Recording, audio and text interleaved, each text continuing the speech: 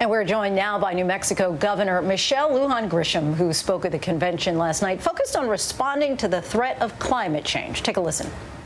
We know time is running out to save our planet. We have the chance this November to end two existential crises: the Trump presidency and the environmental annihilation he represents.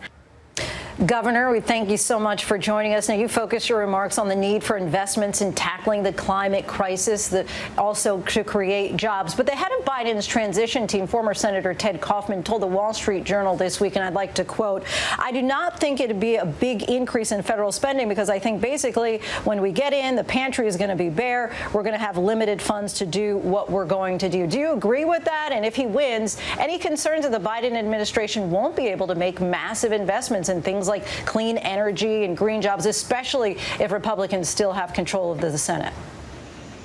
Well, yeah, let's do the last part first, Lindsay, and thank you for having me on. If we have Republicans still in control of the Senate, I do think that presents a challenge. And we know that this administration has caused this economic crisis by not tackling COVID in a uniform, science-based way, and that the debt, the federal debt and the national deficit, or the national debt and the federal deficit, I apologize, are extremely critical issues to confront. However, infrastructure is the kind of investment that has immediate returns to the federal government and to state governments. We're all going to be hungry for a partnership. And if we want to build a credible, successful economic future for this country, that future is in renewable energy. So I think there's got to be an appetite. And even in the Trump presidency, there's been a congressional appetite for infrastructure spending.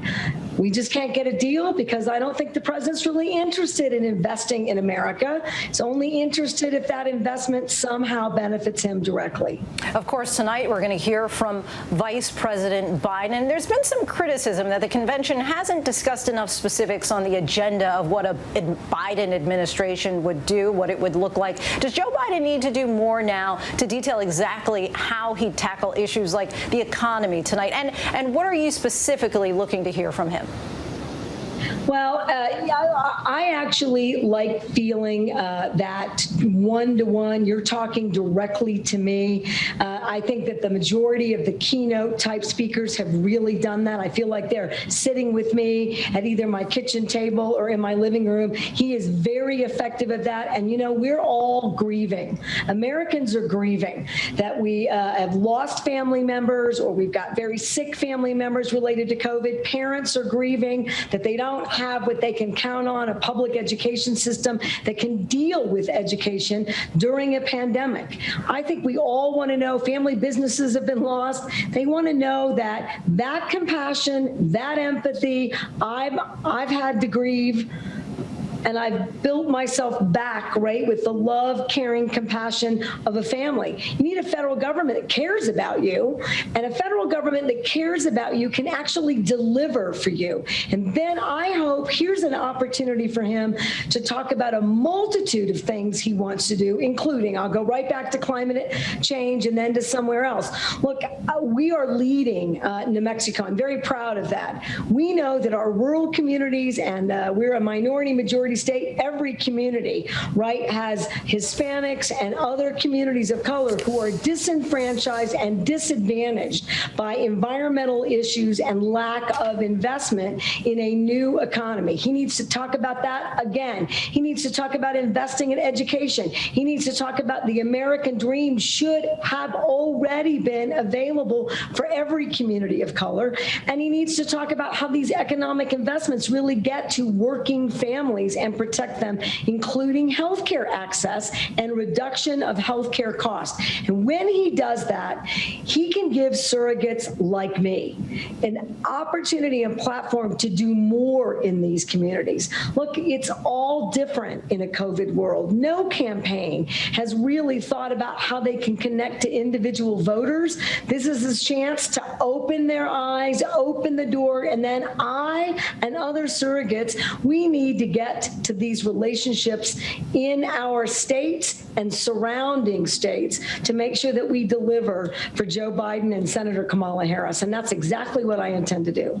We heard that powerful testimony last night from an 11-year-old in Florida whose mother was deported. But beyond that, there's been rather little focus on immigration issues in this convention and a criticism also of an overall lack of Latino representation. Would you agree with that criticism? And what does the Biden campaign need to do differently in order to reach out to Latino voters? Well, I agree that the shortened DNC convention and my good friend, Secretary Julian Castro, has been pretty critical about we should have thought about getting all of it in a condensed time. That's an easy criticism. I'm not picking on Julian. He's amazing. But it's an easy criticism to launch at the DNC. And again, in a COVID world, you don't have all of these opportunities.